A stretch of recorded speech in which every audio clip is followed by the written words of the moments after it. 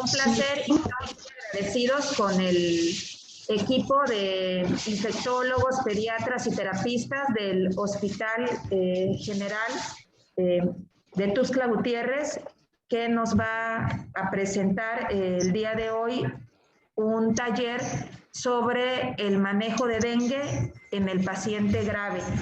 Tenemos el placer y me siento muy honrada de que la doctora Sandra Beltrán Silva nos dé esta primera parte, que es el abordaje diagnóstico con la definición operacional, la clasificación, el manejo, el diagnóstico clínico y los diagnósticos diferenciales. La doctora es infectóloga pediatra con medicina tropical de pediatría por parte del Hospital Carlos III de Madrid, España. Es encargada del programa de VIH en niños en el Hospital General de Tuxtla Gutiérrez, profesor de medio tiempo de la Facultad de Medicina de la Universidad Autónoma de Chiapas y profesor de la residencia médica también del área de pediatría. Entonces, bueno, dejamos ya la ponencia con usted, doctora, para que empecemos. Ok. Bueno, muchas gracias. Vamos a tratar de recuperar estos 15 minutitos. Nos complace mucho estar con ustedes, compartir lo que nosotros hemos vivido con el tema de dengue, que ha sido pues un problema de salud pública grave durante varias temporadas. Lo más grave que fue hace 2 años, poco antes de la pandemia de COVID. Y ahorita pues, estamos teniendo nuevos casos. Afortunadamente, en este momento no hemos tenido casos gretados, solo hemos tenido casos con signos de alarma.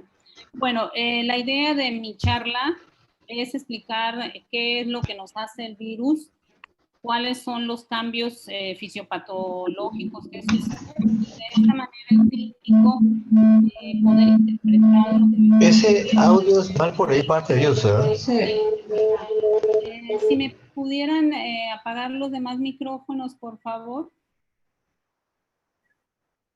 ¿Me escuchan bien? Hay un ruidito de fondo, no sé si lo oigan. ¿Ya? Ok. ¿Me escuchan bien? Sí, doctora, ya escuchamos bien, ya apagamos todos los micrófonos. Bueno, muy bien, bueno, gracias, qué amables. Bueno, este será el contenido de mi plática. Trataré de insistir en cada uno de los puntos y pues no dejar dudas, o si hay dudas pues también es muy bueno, porque quiere decir que vamos a ir a buscar más información. Empezaremos con la definición de dengue, ¿sí? El dengue pues es una enfermedad febril. ¿Qué quiere decir esto? Pues que cuando nosotros hablamos de dengue como aspecto clínico, pues lo que va a tener nuestro paciente en primer lugar como necesario para la definición, pues es tener fiebre. Esta fiebre pues es aguda, de unos cuantos días, es una enfermedad de transmisión vectorial. No vamos a hablar aquí del vector, pero pues todos conocemos a la Aedes aegyptus, que está gruesamente distribuido en nuestro país y en gran parte de Latinoamérica. Es una afección sistémica y es una afección dinámica. Eso quiere decir que la enfermedad de dengue tiene cambios en cualquier momento del proceso de la enfermedad. Está causada por arbovirus. Arbovirus quiere decir virus transmitidos por artrópodos. Y en este caso, el arbovirus del dengue, existen 4 serotipos, que es el dengue 1, el 2, el 3 y el 4. No existe otro serotipo, ¿sí? Hace 2 años, cuando estuvo muy grave el dengue, había información, incluso entre médicos, donde había un serotipo nuevo, que era el serotipo 5. Sí es muy importante que nosotros, los médicos, cuando hagamos caso de ese tipo de información, pues tratemos de corroborar qué tan cierto puede ser esto, porque es muy vergonzoso que un médico esté hablando de un serotipo 5 cuando este serotipo no existe. Los virus del dengue, los 4 serotipos, pertenecen al género Flavivirus de la familia Flaviviridae, de la cual hay otros virus muy importantes en la patología a nivel mundial. En el caso del dengue, se calcula que hay aproximadamente 390 millones de infecciones por año, pero de estas infecciones, solo 96 millones son sintomáticas y de estas infecciones sintomáticas se calcula en el mundo que hay 20,000 muertes. La OPS nos insiste, ¿sí?, en la definición que el dengue es una sola enfermedad, que no existen una enfermedad hemorrágica y una enfermedad no hemorrágica, sino que existe solo la enfermedad del dengue y que sus presentaciones clínicas diferentes son las que nos van a dar los diferentes cuadros clínicos, pero siendo la misma enfermedad. Esta evolución es a veces impredecible. Nosotros no tenemos hasta el momento un parámetro clínico, un parámetro preciso para definir qué personas o qué individuos enfermos van a tener una evolución tórpida o una evolución grave. El periodo de incubación del dengue es de 4 a 10 días, pero puede llegar a ser hasta 14 días. Este número de 14 días cobra mucha importancia, sobre todo en las enfermedades de los viajeros. Si una persona visita una zona endémica y luego viaja a una zona no endémica, como podría ser Groenlandia, Canadá, Noruega, y en los 14 días de su llegada a su país natal presenta fiebre y va de unas vacaciones que tomó en Chiapas, pues es muy probable que el clínico de Noruega tenga que poner en sus diagnósticos presuntivos la posibilidad de dengue porque su paciente está en periodo de incubación. El dengue comienza abruptamente, no tenemos pródromos de dengue, no hay con que los últimos 3 días estuve decaído y ahora tengo fiebre, sino que el paciente el día que empieza la fiebre es el primer día de la enfermedad. Una vez iniciando la enfermedad tiene 3 fases, que es la fase febril, la fase crítica y la fase de recuperación. La enfermedad es compleja, ¿sí? Por eso insistimos tanto en que es una enfermedad que tiene varias manifestaciones clínicas, tiene un espectro amplio que puede ir de asintomático, leve y grave. El tratamiento es relativamente barato, ¿sí? El tratamiento está a base de control de la fiebre e hidratación y esto nos puede salvar la mayoría de las vidas. La clave del tratamiento, pues, está en detectar tempranamente la enfermedad y tener una comprensión de los problemas clínicos que pueden presentarse en las diferentes fases clínicas. Ahorita lo vamos a ver a mayor detalle. Antes de que pasemos a las fases clínicas, porque también esta es una duda muy frecuente entre todos nosotros los clínicos, porque como son 4 serotipos, pues entonces puede haber una complejidad en la respuesta inmune. Entonces, nosotros vamos a tener una respuesta inmune específica al serotipo de la enfermedad que se padece. ¿Qué significa esto? Que si yo tengo una infección por serotipo del tipo 1, del dengue 1, pues yo voy a quedar totalmente inmune de por vida al serotipo 1. Y así sucesivamente, si padezco el 2, si padezco el 3 o el 4. Pero en las siguientes semanas o meses de que yo presenté dengue por cualquiera de los 4 serotipos, yo puedo tener como enfermo una inmunidad cruzada para los siguientes serotipos. Esta inmunidad cruzada me va a durar de 3 a 6 meses. Entonces, ¿cómo se traduce eso clínicamente? Pues que si un enfermo de dengue en las siguientes 6 o 8 semanas vuelve a tener un episodio febril, pues definitivamente dengue no es lo que está teniendo en ese momento, porque tiene una inmunidad cruzada que lo está protegiendo para que en estos siguientes meses, que no son más allá de 6, el paciente pueda estar protegido para un serotipo nuevo. Y en el caso de las infecciones secundarias, o sea, las infecciones que se siguen a la primera infección, que puede ser la segunda, la tercera o la cuarta, pues nosotros vamos a tener unos fenómenos inmunológicos muy importantes que son los que nos dan la respuesta a esta complejidad de las manifestaciones clínicas. Entonces tenemos que una de las respuestas a los dengues de la segunda, tercera o cuarta vez es que existen anticuerpos, circulantes que aunque no son anticuerpos neutralizantes, sí tienen la capacidad de hacer un reforzamiento en la invasión de las células que va a depender de los anticuerpos de la infección previa. Ahorita les voy a mostrar un cuadrito para ver si nos queda un poco más claro este concepto, que actualmente este concepto es el que le da respuesta a las teorías más importantes para que nosotros podamos dar comprensión a los eventos que están sucediendo en la enfermedad. También hay una formación de inmunocomplejos. Como el paciente está en su segunda, tercera o cuarta vez, pues tiene anticuerpos que, aunque no son neutralizantes, son anticuerpos que reconocen las diferentes proteínas del virus, porque todos están emparentados, tienen más o menos un 80% de participación de las mismas proteínas, y entonces los anticuerpos previos van a reconocer al antígeno y van a formar el complejo antígeno-anticuerpo. Y si ustedes recuerdan los conocimientos básicos de la inmunidad, pues la unión del antígeno con el anticuerpo es la principal forma de activar el sistema del complemento por la vía clásica.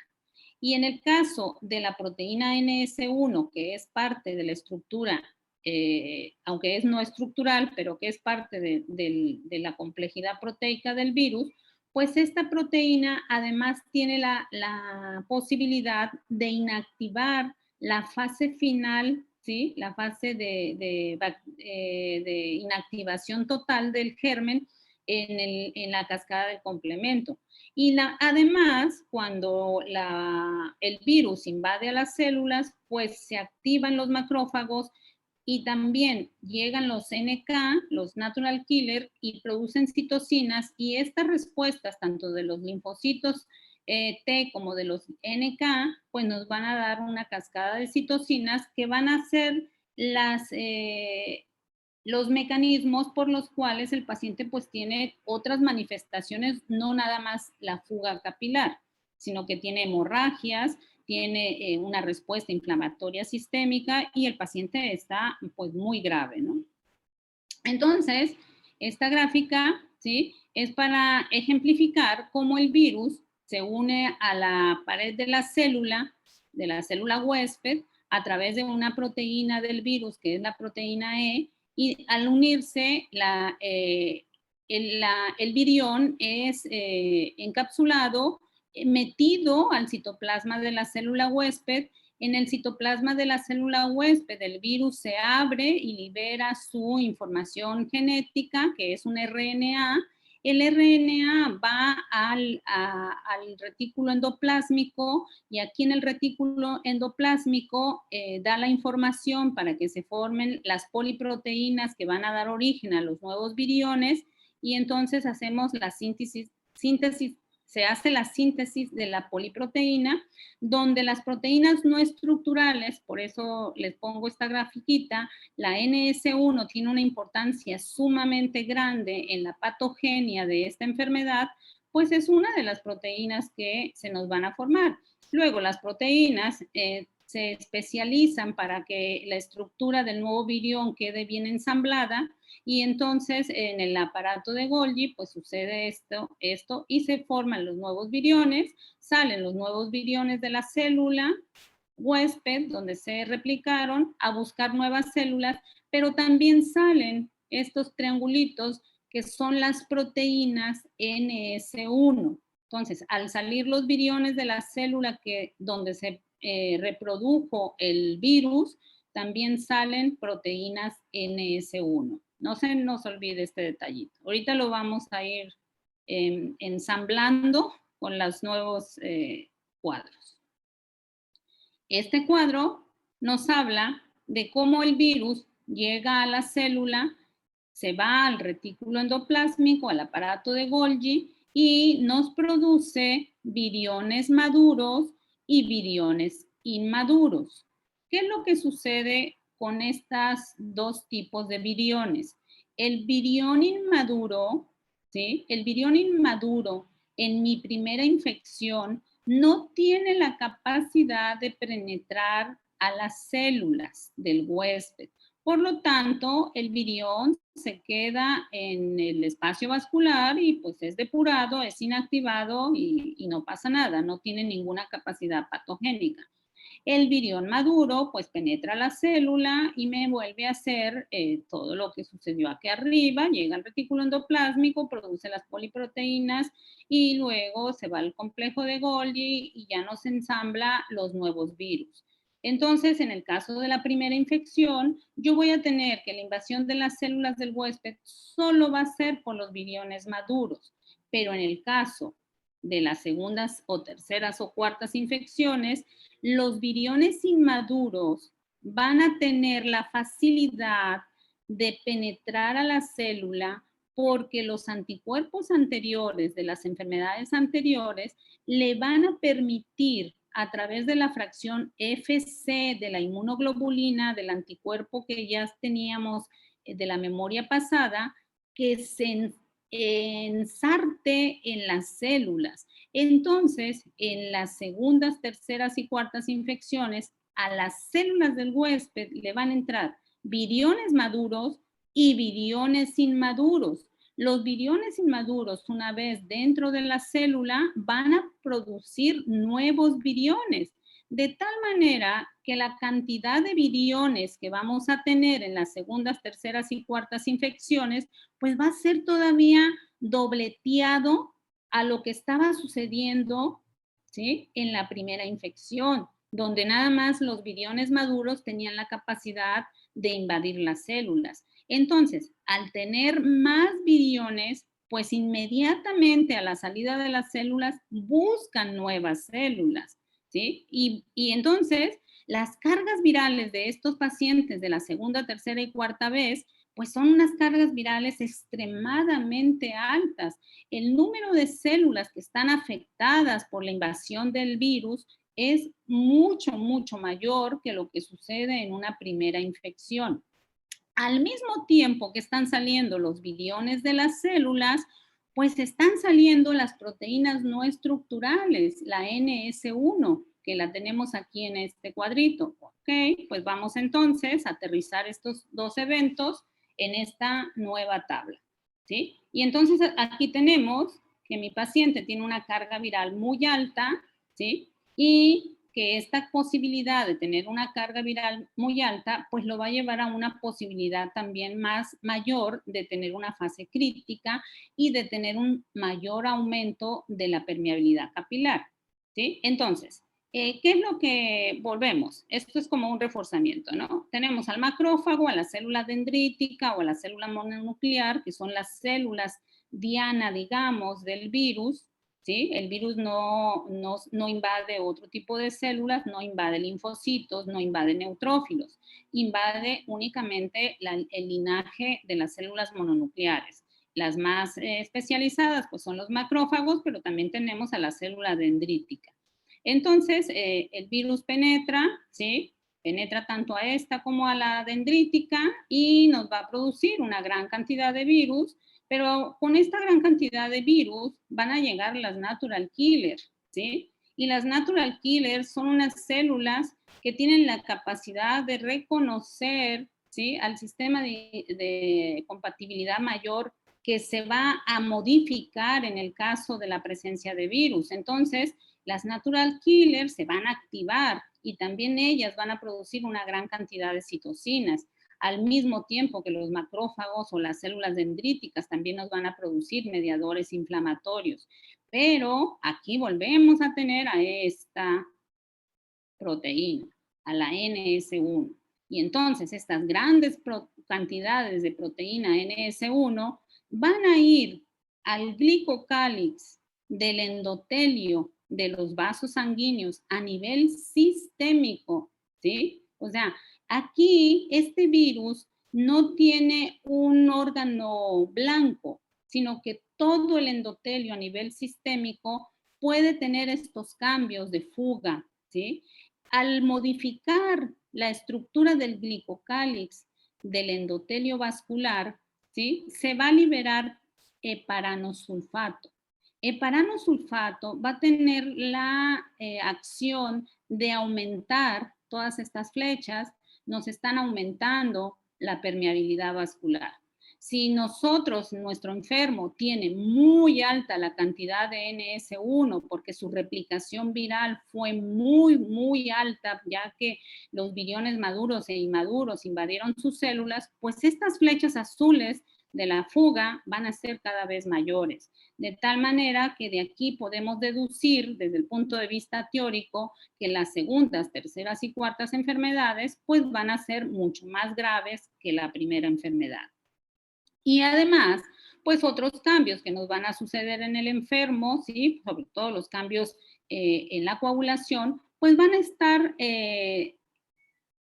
condicionados por las respuestas inflamatorias, ya sea muy de acuerdo a la liberación de citocinas.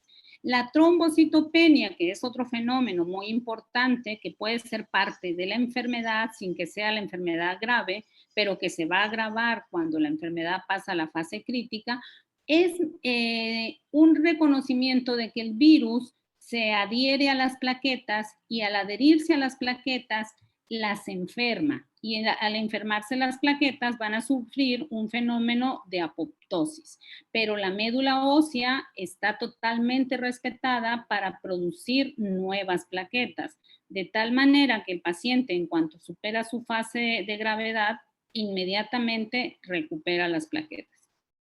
Entonces, resumiendo, el dengue es sintomático en aproximadamente 25% de los casos y es asintomático en más del 75%. Algunos autores dicen que en el 80% de los casos.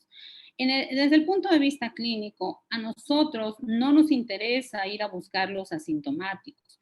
Los asintomáticos no van a tener repercusiones. No se conoce en este momento que habiendo sido asintomáticos 2 o 3 semanas puedan tener algún problema clínico importante. No hay estudios al respecto, pero sí nos interesan mucho los pacientes sintomáticos, porque los pacientes sintomáticos pueden tener una enfermedad leve, que es aquella que es dengue sin signos de alarma, pueden tener una enfermedad moderada, que sería el dengue con signos de alarma, y pueden tener una enfermedad grave, que sería el paciente que está chocado, que tiene hemorragias o que tiene una afección a alguno de los órganos, principalmente pulmón con derrames pleurales, ¿sí? Corazón con miocarditis o cerebro con encefalitis. Entonces, cuando nosotros estudiamos la enfermedad, le vamos a dar 3 fases. Las fases se van a llamar febril, crítica y de recuperación. En la línea superior tenemos algunos días y yo les insisto, este cuadro es para tener una comprensión de lo que ocurre en la enfermedad, pero no precisa que en el día 3 va a suceder la fase crítica. En la fase crítica se puede mover al día 5, al día 6, al día 7 y el paciente tener cuando llega con nosotros de 2 a 7 días de enfermedad y apenas estar entrando a los datos de alarma que son los que nos van a anunciar la fase crítica.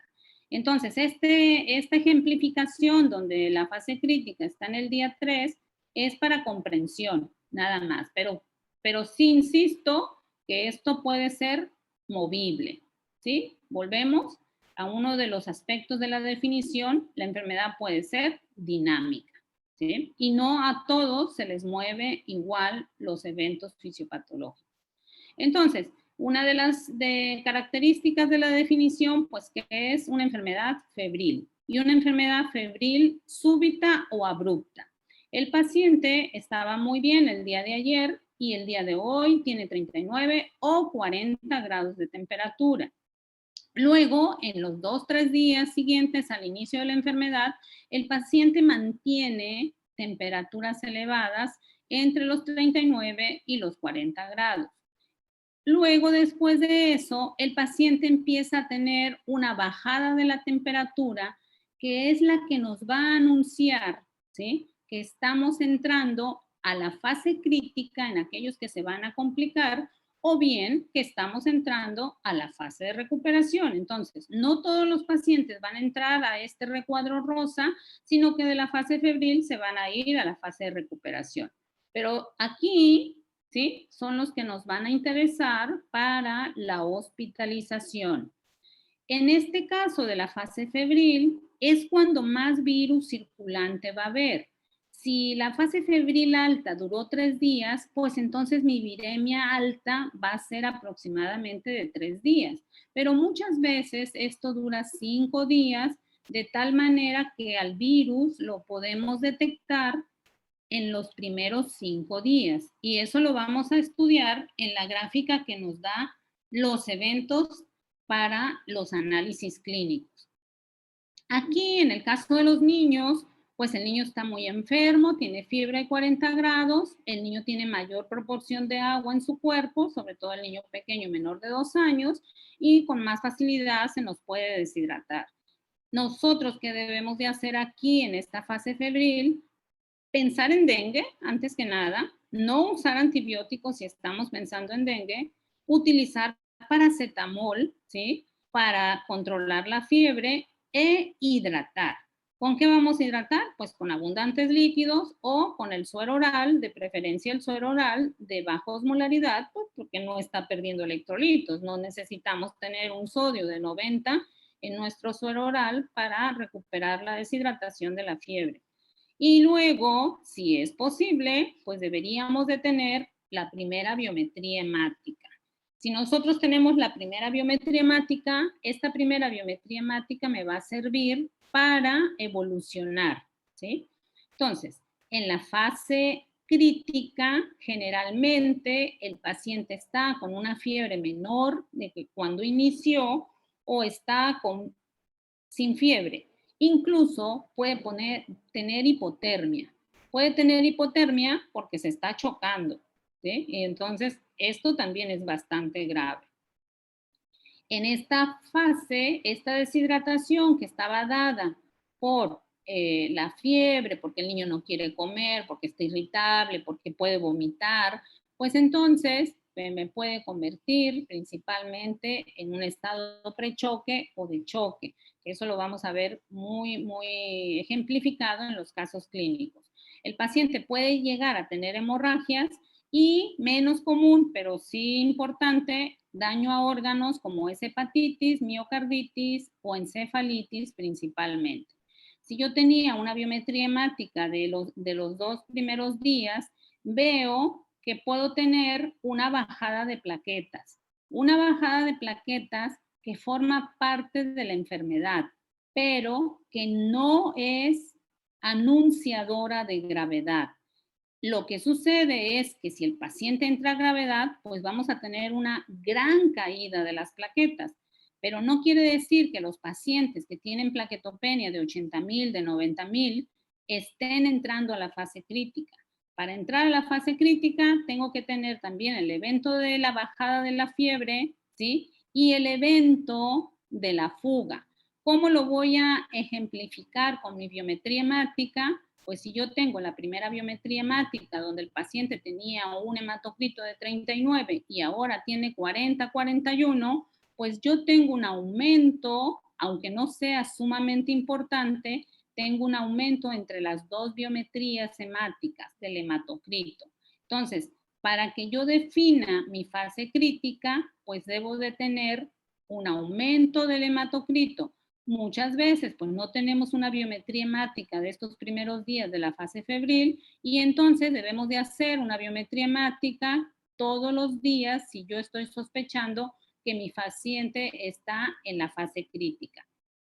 Y en el caso de los estudios de laboratorio, si estamos en la fase febril, que es cuando considero que hay más virus circulante, pues yo puedo tener una reacción en cadena de polimerasa que me detecta el genoma, o puedo tener la detección de la NS1, que es una proteína que se está liberando de la célula cuando el virus se está reproduciendo. Si ya pasaron más de 5 días, generalmente, pues entonces yo voy a poder tener una respuesta inmune a la formación de anticuerpos. Si es la primera vez que el enfermo tiene dengue, pues va a tener una IgM positiva, pero si es la segunda vez, no va a tener una IgM positiva, va a tener una IgG positiva, pero muy positiva, que lo ideal sería que fuera cuantitativa. Entonces, hablando ya específicamente de cada una de las fases, tenemos que la fase febril puede durar de 2 a 7 días antes de entrar a la fase crítica o a la recuperación total.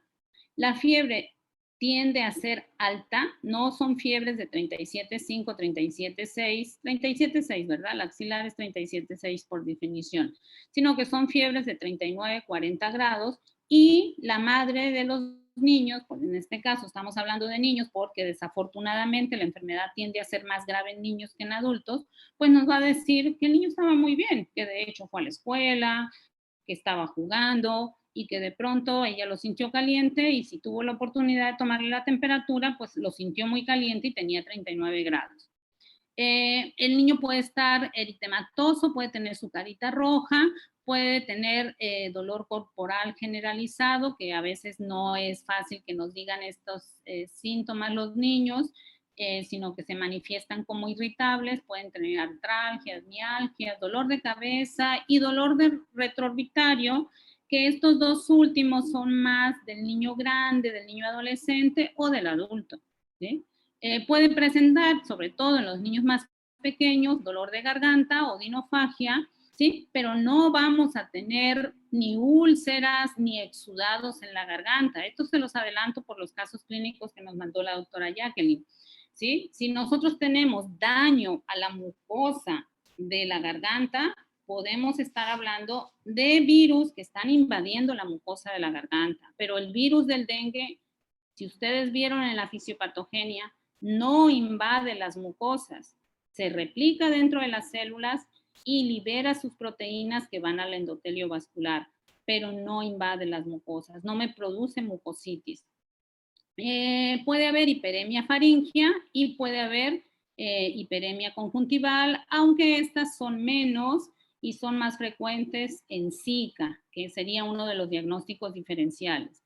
El paciente pues está muy irritado, muy febril, y cuando tenemos mucha fiebre tenemos interleucina 1 elevada y esta pues es una interleucina que generalmente nos quita el apetito a todos por cualquier enfermedad donde se eleve, y pues es lógico que un paciente tiene anorexia o hiporexia, puede tener náuseas, vómitos y diarrea, sobre todo en los niños más pequeños, en los lactantes.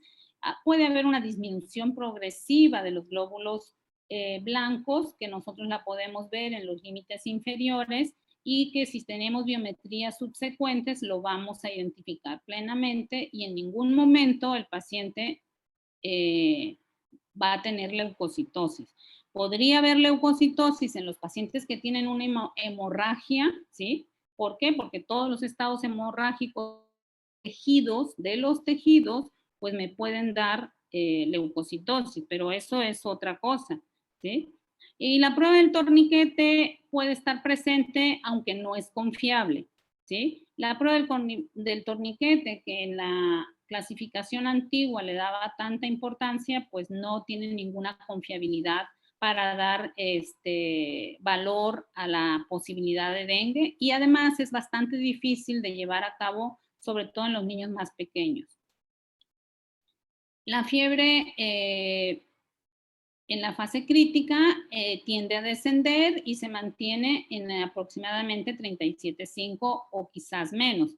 Puede haber en esta fase el incremento del hematocrito, y este aumento del hematocrito, si nosotros tenemos la posibilidad de identificarlo, de decir tenía 39 y ahorita tiene 41, pues me va a estar casi asegurando que este paciente tiene un aumento de la permeabilidad capilar, ¿sí? La leucopenia con neutropenia y linfocitosis, ¿sí? Estos linfocitos pueden ser atípicos y compartir datos con hepatitis viral tipo A o con mononucleosis infecciosa, pero en el caso de mononucleosis infecciosa yo tengo linfocitosis con leucocitosis. Entonces sí es importante que la biometría hemática sea analizada con mayor detalle.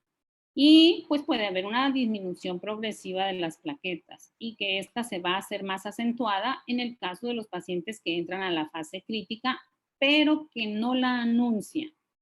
En la fase crítica podemos tener derrame pleural y ascitis o las dos cosas. así como un engrosamiento de la pared de la vesícula biliar, de tal manera que dentro de los estudios del paciente que tiene datos de alarma, pues yo voy a hacer un ultrasonido abdominal o incluso un ultrasonido torácico. Hay que vigilar en la fase crítica los datos de descompensación hemodinámica, como son la disminución de la presión arterial media y la taquicardia, que es muy, muy importante para anunciarnos un estado de prechoque, sobre todo en los lactantes. Entonces, taquicardia, taquipnea e irritabilidad en los niños pequeños febriles puede ser que nuestro niño ya esté en una etapa de prechoque.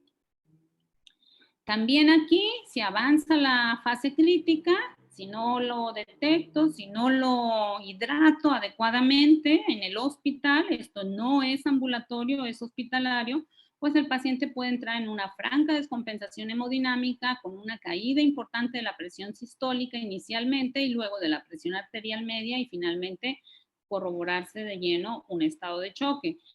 Puede haber hemorragia grave a cualquier nivel, aquí sí puede haber, no todos los pacientes descompensados hemodinámicamente van a tener hemorragias y también, acuérdense de la gran cascada de citocinas, podemos tener un síndrome de respuesta inflamatoria sistémica, ¿sí? Daño orgánico, ¿sí? Múltiple que se acompaña de acidosis metabólica y coagulopatía por consumo, sobre todo si el estado de choque se instala y no se corrige.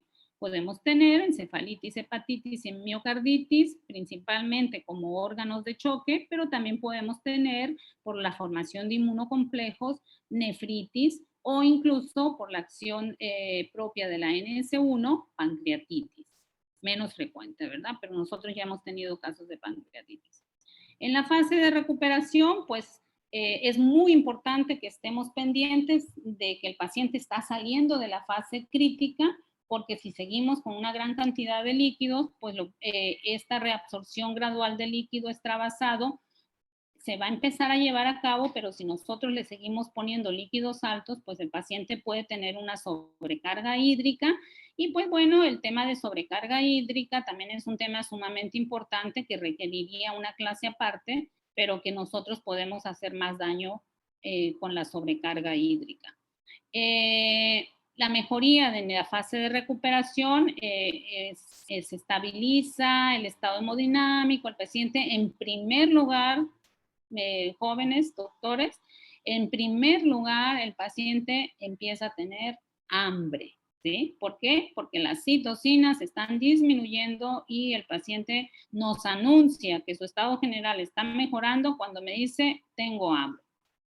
En esta etapa de recuperación, yo puedo tener otra presentación cutánea que no tiene que ver nada con la primera presentación de la fase febril, donde puede haber un exantema maculopapular y que se llama islas blancas en mar rojo y que tiene como respuesta del daño de la piel una respuesta inmune.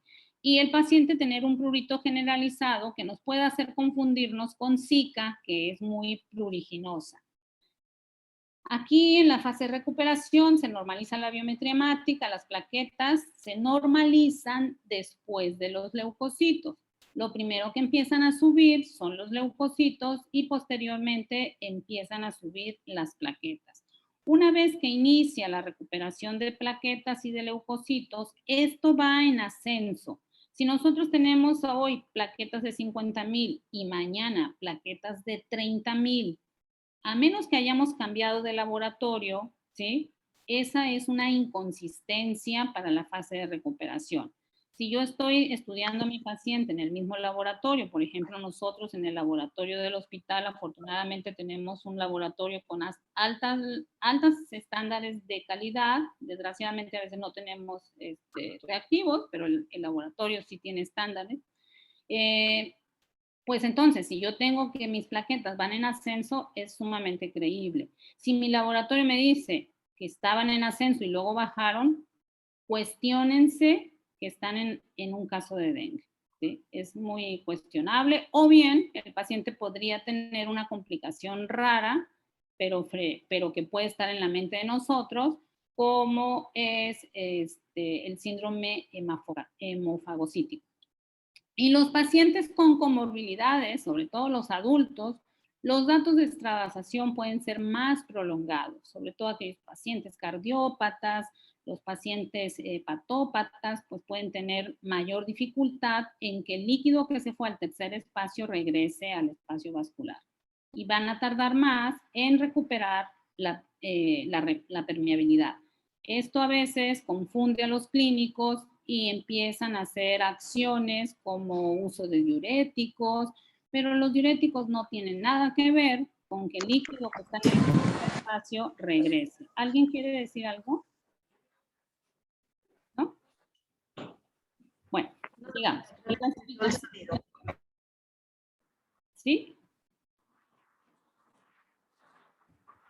Okay. No, doctora, creo que se coló el sonido, pero todo está bien, la seguimos escuchando claro. Bien, ok. Bueno, si alguien quiere decir algo, esto es largo. Bueno, ok, sigamos. La clasificación que nosotros manejamos actualmente para el dengue, ya no hablamos de dengue clásico. La baja es esta. ¿Qué pasó? Creo que tiene alguien activado sus micrófonos. Le pedimos, por favor, que desactiven sus micrófonos. Ajá, porque yo creo que me quieren preguntar algo. Ok. ¿Sigo? Ok. La clasificación de la OMS que manejamos actualmente no es aquella clasificación que, aunque ustedes son jóvenes, no les debió de haber tocado. Pero, sin embargo, algunos libros de texto y algunos maestros todavía, la década pasada, ¿sí?, manejaban la clasificación antigua como dengue clásico, dengue hemorrágico, dengue con choque o dengue no hemorrágico, y como si fueran 4 enfermedades diferentes. Actualmente manejamos desde el 2009 la clasificación de la OMS del 2009. ¿De dónde surge esta clasificación? En el 2008, un grupo de personas estudiosas del dengue acumuló datos de varios países, creo que fueron 8 países, de 2,000 pacientes de estos 8 países, donde estos pacientes habían sido debidamente confirmados para tener dengue, ¿sí? Y además, pues tenían un dengue, digamos, que ahora diríamos con datos de alarma o dengue grave. Entonces ellos encontraron en estos 2,000 pacientes que había dengue grave, ¿sí?, en 271 pacientes. Los pacientes que tenían la categoría de dengue grave, ¿sí?, la categoría de dengue grave, no los que tenían datos de alarma, sino los que tenían la categoría de dengue grave, 213 de ellos, no, 213 más 18 más 8 más 5, a ver, 13, 226, 244 pacientes, 244 pacientes tenían extravasación de plasma. Ah, sí, pues aquí está, 244 pacientes tenían extravasación de plasma. De estos pacientes que tenían fuga, ¿sí?, aumento de la permeabilidad, derrames, ascitis, sobre todo, pericarditis, poco menos, pero también pericarditis, pues 18, además de tener esos problemas, tenían sangrados. 8 de ellos tenían extravasación, sangrado y disfunción de órganos. Y 5 tenían extravasación y disfunción de órganos. Solo 14 tenían solo disfunción de órganos, solo miocarditis, solo encefalitis o solo hepatitis. Uno de ellos tenía, ¿sí?, sangrado con disfunción de órganos. Bueno, la cuestión es que hicieron todas estas mezclas, ¿sí?, pero en la mayoría de los pacientes, de los 271 que habían entrado a un estado de gravedad, tenían extravasación. Entonces, la extravasación del plasma es la causa más frecuente de la gravedad. ¿Por qué? Porque es la NS1 la que nos está haciendo el daño del endotelio vascular, ¿sí? Entonces, este es el punto de la mayor gravedad. Y los sangrados y la disfunción de órganos, generalmente son acompañantes de la extravasación vascular. Es poco menos frecuente que estén solos.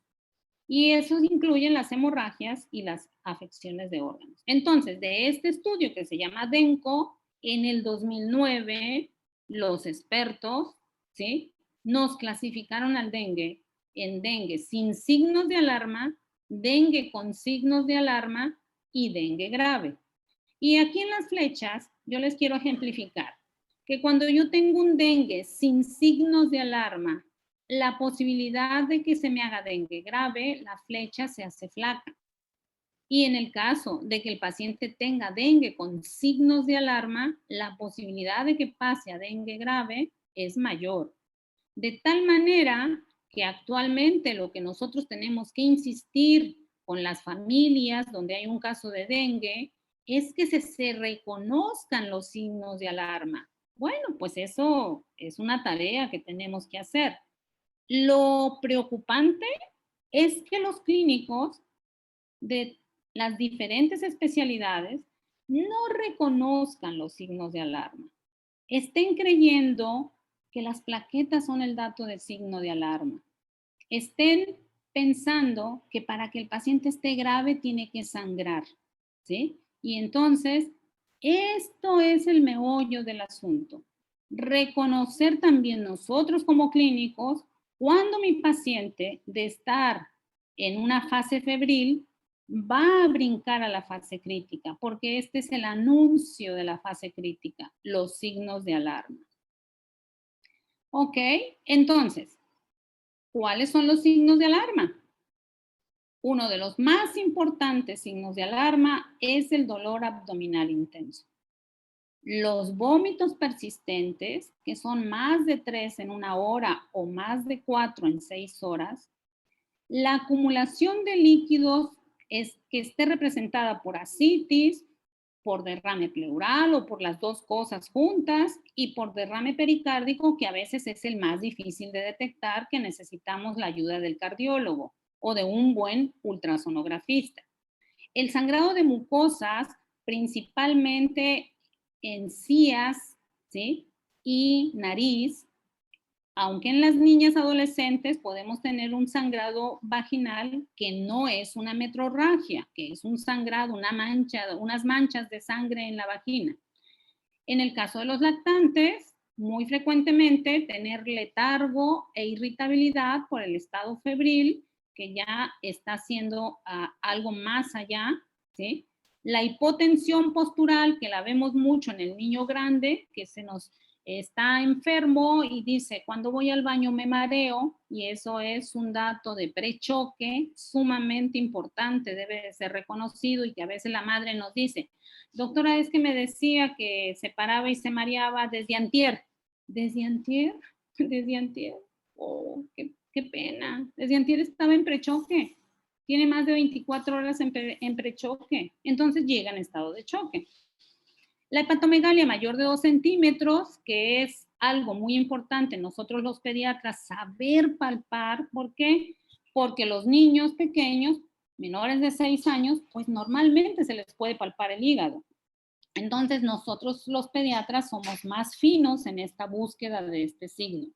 Y bueno, lo que ya he insistido en los minutos previos, el aumento progresivo del hematocrito, sobre todo cuando tengo una biometría hemática de la fase febril y que la puedo comparar en este momento cuando ya me llega porque tiene dolor abdominal por vómitos persistentes, o bien si yo, clínico, le hice una biometría diario y veo ese cambio del hematocrito, ¿sí? Eso solito, sin que tenga todo lo demás, me debe de anunciar que el paciente está con fuga, ¿sí? Aumento del hematocrito es igual a un aumento de la permeabilidad vascular. El paciente se está hemoconcentrando. En la clasificación antigua me pedía que el hematocrito subiera el 20% de lo basal. Entonces, actualmente no. Aumento progresivo del hematocrito, sin necesidad de que llegue al 20%, porque si llega al 20%, si tenía 39, el 20% son 7.8. 39 más 7.8 es como 46.5. Oigan, para cuando tiene 46, pues ok, está súper archi hemoconcentrado. Yo lo debo detectar cuando va en 39, 40, 41, aumento progresivo del hematocrito. Entonces, estos datos de alarma los tendríamos que tener como los que somos católicos, como el Padre Nuestro, ¿sí? O sea, recitarlos, hacer que los reciten mis internos, hacer que los reciten mis residentes. Ayer, precisamente, después de estarles dando clases a los residentes, tuvimos un caso de una niña, no estaba nada grave, afortunadamente, y la madre decía que había tenido vómitos. Yo le digo a la señora, ¿cuántos vómitos tuvo, señora? Vomitó en dos ocasiones. ¿Y por qué la ingresaron? Porque una pediatra de la consulta privada la mandó a internar por plaquetopenia. No. La niña tenía plaquetopenia como parte de la enfermedad. No tenía plaquetopenia como parte de un estado crítico. ¿Sí? En un estado crítico son plaquetopenias muy bajas. Que las plaquetas me bajen a 80, 70, 60,000, no es fase crítica. Digo, sí puede estar en la fase crítica, pero necesita tener acompañantes de esta lista que les pongo aquí. Entonces, estos serían los datos de alarma. Estos datos de alarma, pues deben de estar acompañados del recuadro anterior, tener fiebre, ¿sí?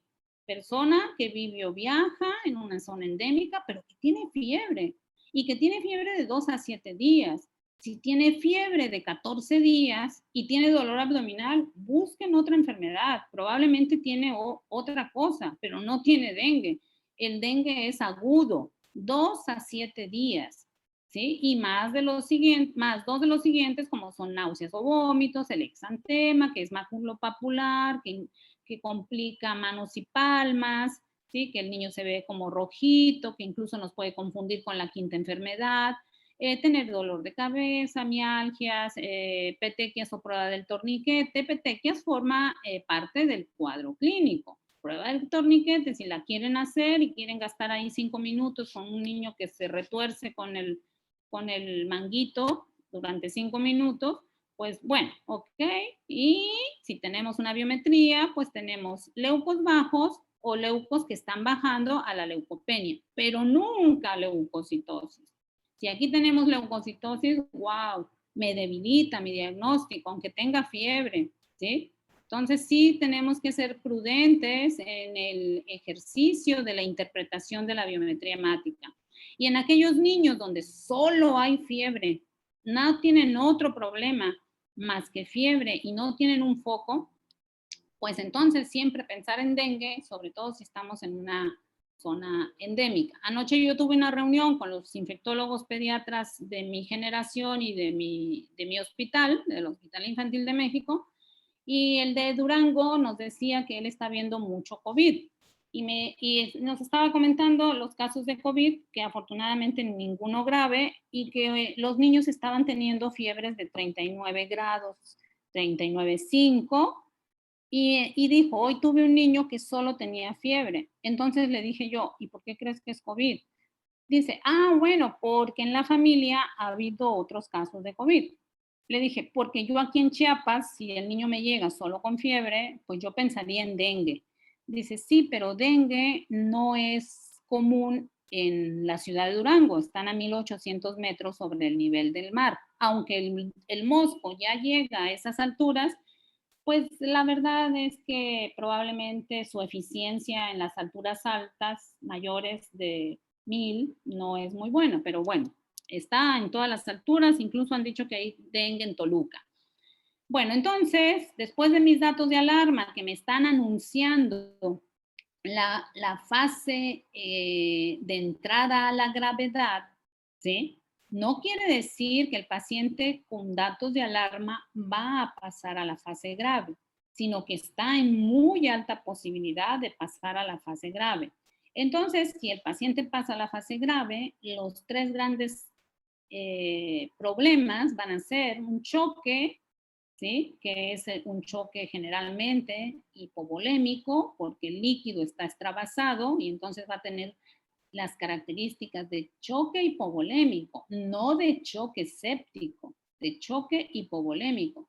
O bien el paciente va a tener dificultad respiratoria porque esta citis y este derrame pleural son tan grandes que le producen dificultad respiratoria. Pero si tiene ascitis y derrame pleural y no tiene dificultad respiratoria, se quedan en la lista de datos de alarma. Si se acompañan de dificultad respiratoria, se me van a dengue grave.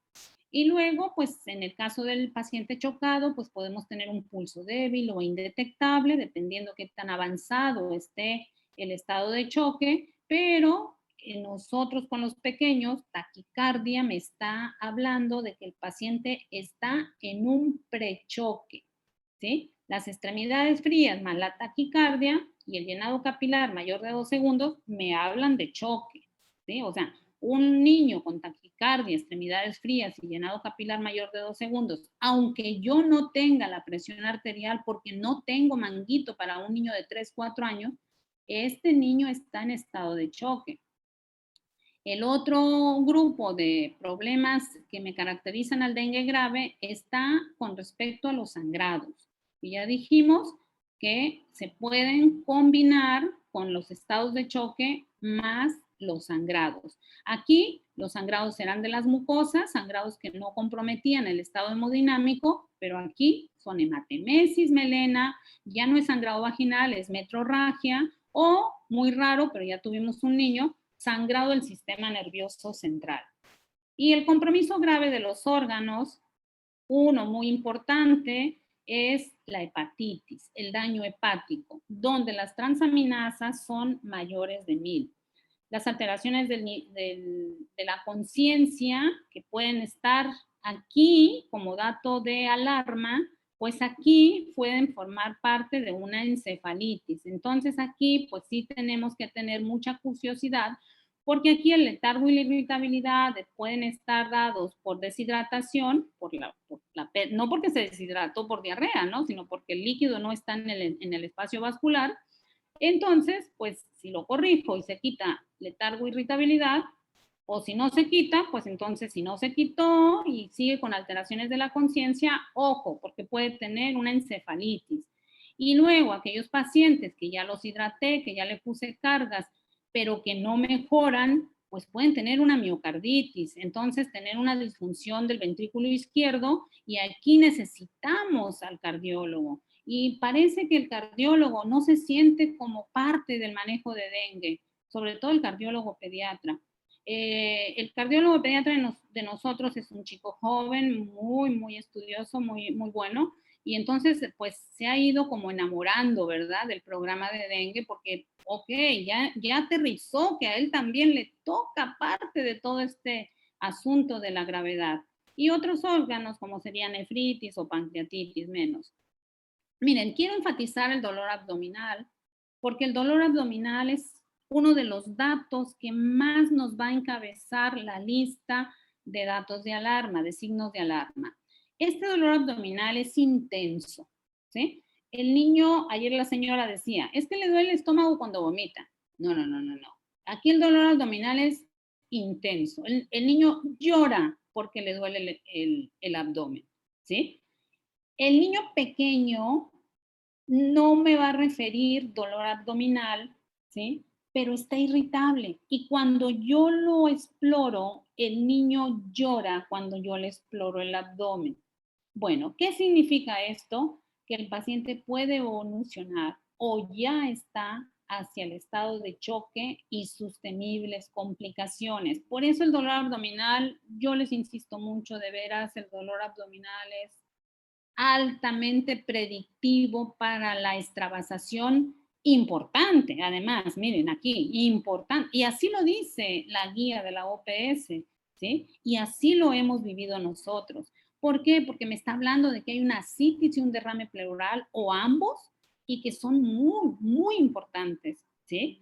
Entonces, este valor predictivo para decir que tiene una extravasación importante, también tiene un valor predictivo del 82% para decir, ojo, de 10 niños con dolor abdominal intenso, 8 van a hacer estado de choque, ¿sí? Entonces, dolor abdominal encabeza la lista de los datos más importantes. Todos son importantes, con cualquiera de la lista, con uno es suficiente para que yo ingrese al paciente y lo ingrese bajo la categoría de dengue con signos de alarma. Y antes, ¿qué decíamos? A mí que me tocó cuando yo era residente, cuando yo era recién egresada, pues que el dolor abdominal era porque el hígado tenía la cápsula de Gleason inflamada y que pues que le dolía. Pero resulta que actualmente en el estudio DENCO, donde hubieron algunas autopsias de las muertes, el dolor se encontró que estaba dado por una gran cantidad de líquido extravasado a las zonas pararrenales y perirrenales y que esto irrita los plexos nerviosos de la región retroperitoneal y me da un dolor reflejo al epigastrio. Pero ¿por qué al niño a veces le duele todo el abdomen? Le duele todo el abdomen porque esta fuga también está en la pared de los intestinos y entonces las paredes intestinales también tienen extravasación, ¿sí? Y eso también le produce al niño dolor importante. La otra causa de dolor abdominal importante pues puede ser la pancreatitis, ¿sí? Que eso sería lo menos común, pero que definitivamente lo tendríamos que tener en mente. Y vamos a hacer así como un énfasis en los recién nacidos. Existe la transmisión vertical. La transmisión vertical va del 15 al 90% de las infecciones por dengue. Esta es una gran variabilidad según los diferentes autores. Pues decir que 15% si la madre tiene dengue se lo va a pasar al bebé contra 90% que prácticamente es a todos les pasa, pues sí es una fuerte variabilidad.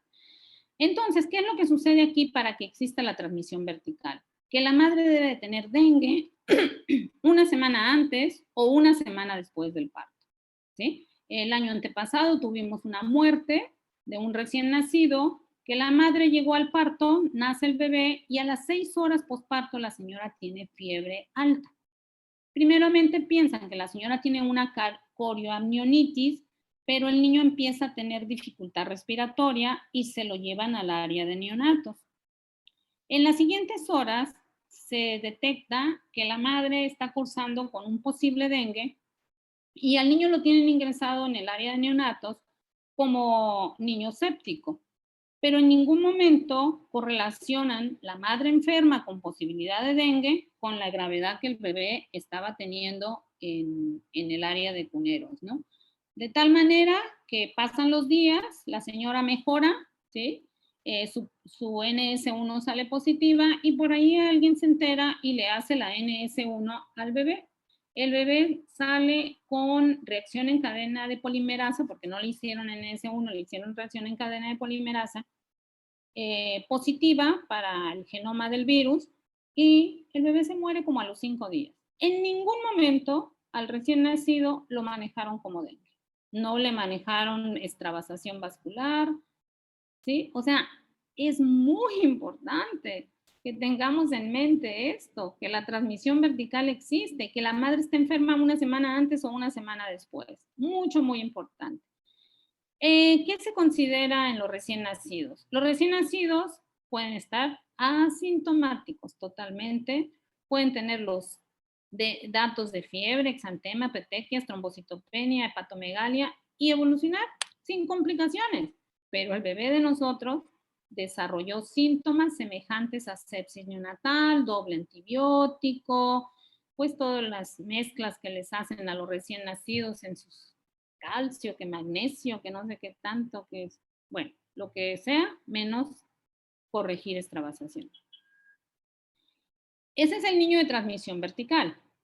La madre está enferma alrededor del nacimiento, pero ahora acá es el hijo de la madre que padeció dengue antes del periodo del nacimiento, ¿no? O sea, durante el segundo trimestre, en el primer trimestre o poquito antes de haberse embarazado. Esta mamá tiene anticuerpos, ¿sí? Y le va a pasar estos anticuerpos a su bebé. ¿sí? En que alrededor de la semana 34, 35, 36, 37, muy fuerte, pues la madre le pasa una gran cantidad de IgG a su recién nacido, ¿no? A su bebé.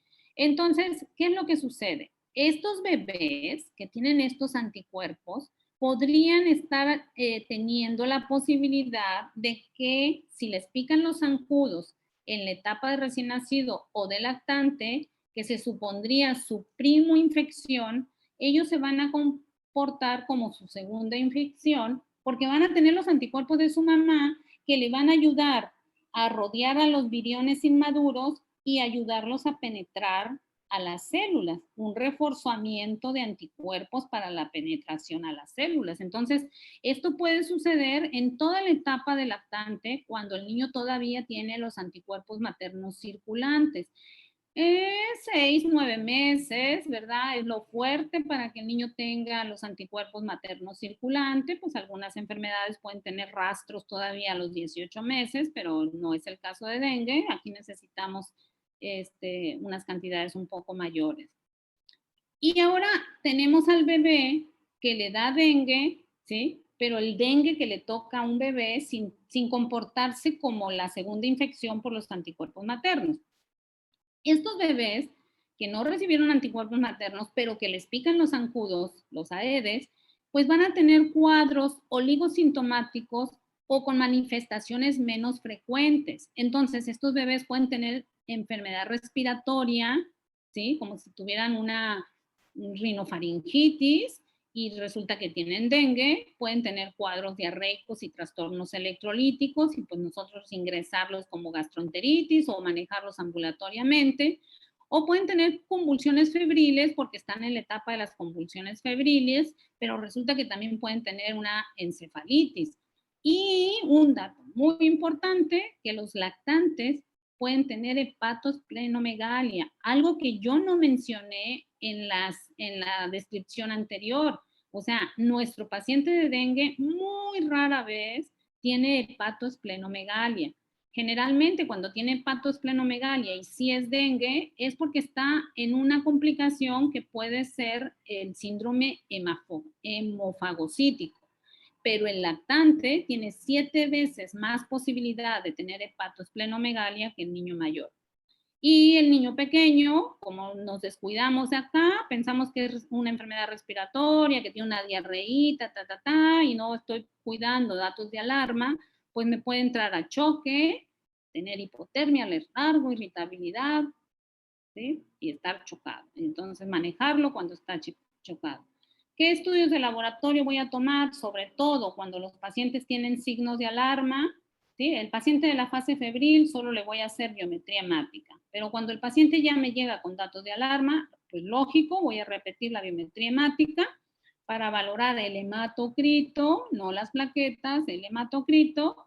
Le voy a hacer pruebas de función hepática, pues para ver cómo están las transaminasas, porque si tiene más de 1000 es muy grave, puede tener una hepatitis y es un dato de mucha gravedad. Los tiempos de coagulación, sobre todo si llega en estado de choque, puede tener una cascada de citocinas y tener un síndrome inflamatorio sistémico y entonces tener alteraciones de la coagulación en el TP, en el TTP y proteínas de la degradación del fibrinógeno, como sería el dímero D muy alto, ¿sí? Y entonces tener aquí un dímero D muy alto. Y le voy a hacer una radiografía de tórax para ver si no tiene derrame pleural, o si no, le voy a hacer un ultrasonido abdominal y pulmonar, pues para ver si no tiene ascitis, cómo está atrás de los riñones, cómo está la pared de la vesícula biliar y derrames pequeñitos, pues probablemente puedan ser mejor detectados por el ultrasonido. En este momento, con datos de alarma, pues yo tengo que ver en qué día de la enfermedad está para ver qué pruebas de laboratorio pido, si pido NS1, si pido reacción en cadena de polimerasa o si pido IgM o IgG. Y miren, aquí el hemocultivo, estos pacientes muy frecuentemente, cuando ya están así muy enfermos, los podemos confundir con fiebre tifoidea. Entonces, si ustedes están en la tentación de iniciar un antibiótico, lo único que les pedimos como administradores de los antimicrobianos es que si están en esta tentación, antes de iniciar los antibióticos, tomen un hemocultivo, ¿sí? Es muy importante este aspecto, sobre todo en este contexto de un paciente hospitalizado, donde probablemente se tengan que tomar múltiples decisiones, donde además en varios momentos de su estancia hospitalaria, muchas personas intervienen en cada turno y a todos se les va ocurriendo cambiar los antibióticos. De veras es algo bastante alarmante ver cómo con mucha facilidad se cambian los antibióticos de un paciente hospitalizado. Esta gráfica es para ejemplificarles los estudios de laboratorio en búsqueda de la etiología, ¿verdad? Del dengue. Entonces, tengo la fase virémica, que alrededor de 5 días, y luego viene la fase crítica o la fase de recuperación, dependiendo de los días. El ANS1 es un marcador de replicación viral. Tiene una sensibilidad del 80%, porque si yo lo tomo aquí, en la meseta de la línea morada, pues tengo una replicación viral muy importante y la posibilidad de tener NS1 es prácticamente del 100%. Conforme la línea morada va de bajada, la replicación está disminuyendo y la producción de NS1 pues está bajando. Y entonces esta posibilidad se me va a disminuir de tal manera que aquí dice 80%. La NS1 es una proteína no estructural de todos los flavivirus. Si ustedes en su comunidad tienen circulando dengue más zika, ustedes pueden tener NS1 tanto para dengue como para zika. Entonces, NS1 no me dice si es dengue o es zika. Pero yo sí les quiero dar un tip que para mí es muy, muy importante, la correlación clínica. Si ustedes tienen un paciente que tiene derrame pleural y tiene NS1, derrame pleural es fuga. Y la fuga a nivel pulmonar la da únicamente dengue. Entonces, esta NS1 le pertenece a dengue. Si ustedes tienen un paciente muy exantemático y tiene NS1 y no tiene ningún dato de fuga, la albúmina está normal, no tiene derrames a ningún nivel, la posibilidad diagnóstica por NS1 es Zika. El ANS1 también se eleva en fiebre amarilla, pero no estamos en Brasil. Si ustedes tienen una persona que acaba de llegar de Brasil, entonces consideren que la ANS1 es por fiebre amarilla. Y luego, la reacción en cadena de polimerasa, que es una prueba molecular en tiempo real, pues nos va a determinar el genoma y nos va a decir qué serotipo es. De tal manera que últimamente, pues nosotros con mucha rapidez podemos saber qué virus está circulando o cuántos virus están circulando. Igual, la reacción en cadena de polimerasa va a tener una sensibilidad de 80-90%, si, dependiendo en qué área de la línea morada estamos.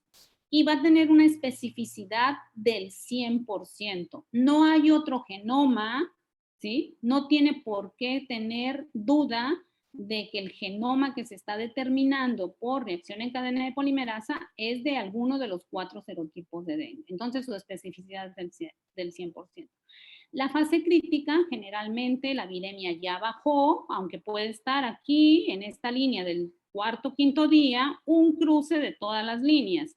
Y entonces, en esta fase, si es primoinfección, pues la IgM va a estar muy elevada, pero si es una infección secundaria, vamos a tener una elevación muy importante de la IgG.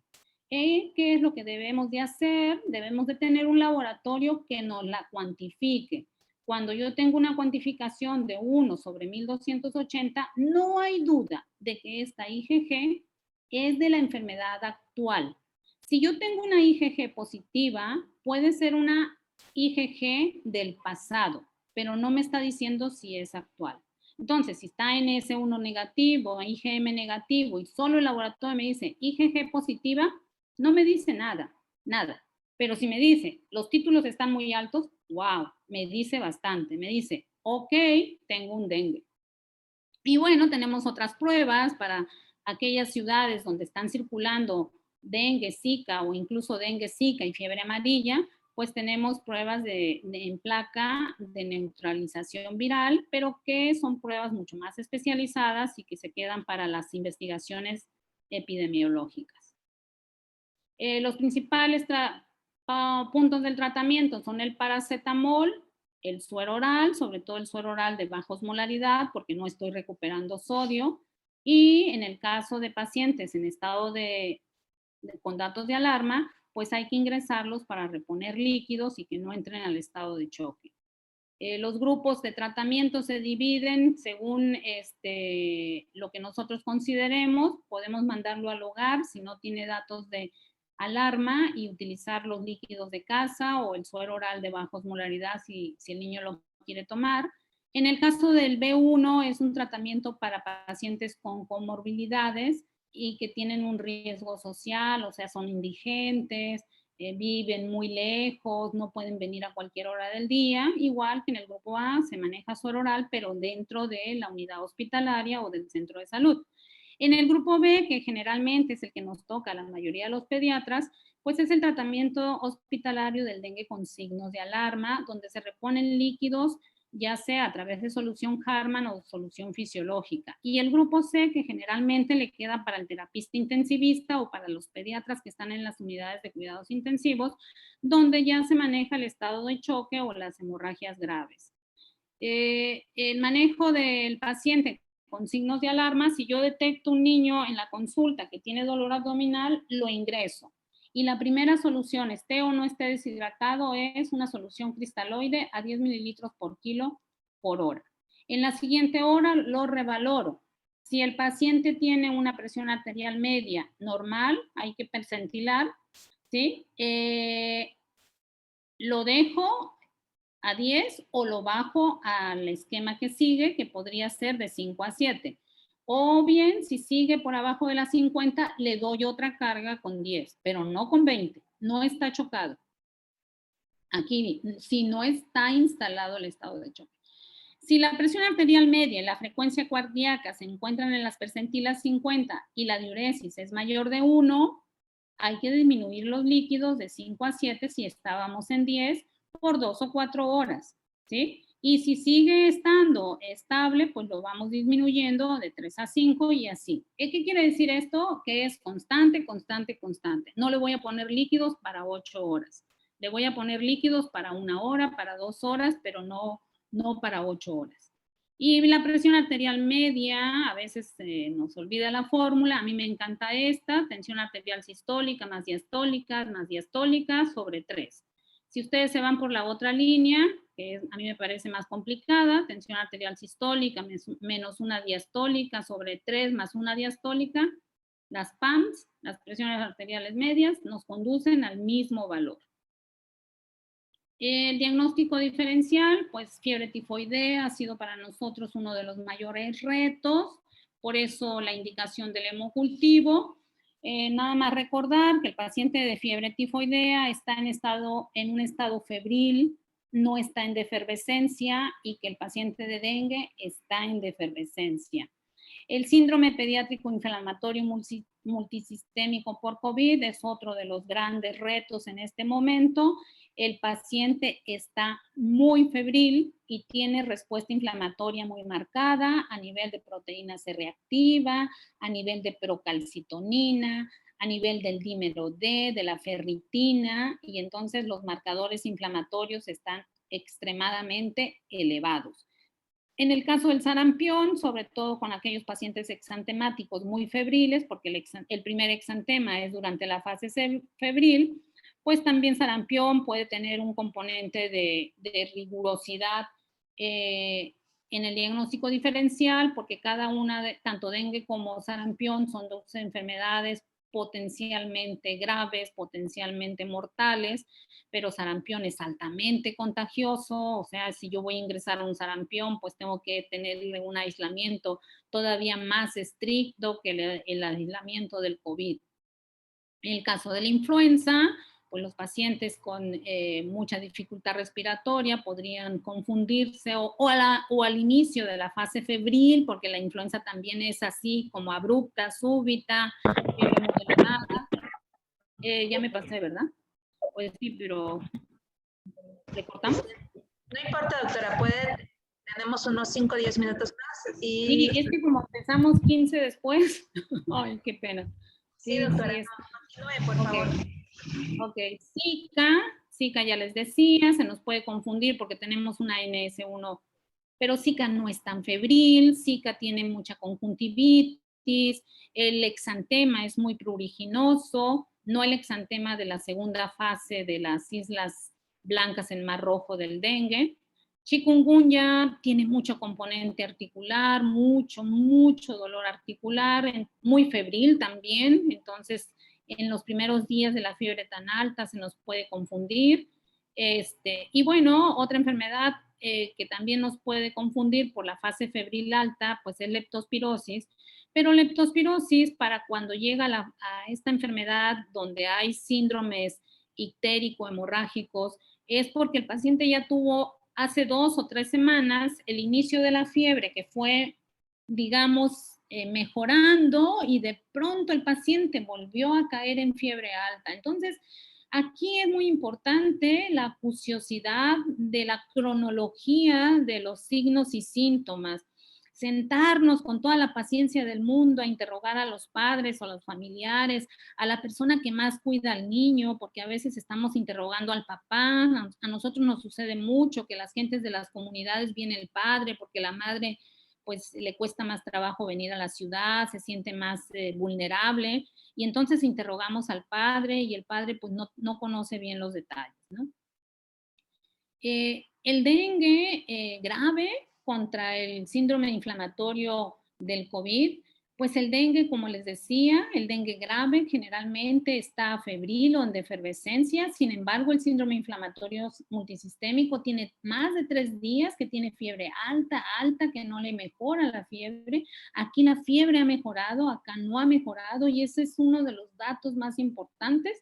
Los dos pueden tener dolor abdominal intenso, ¿sí? Los dos pueden tener diarrea, pero aquí en el dengue grave tenemos grandes derrames.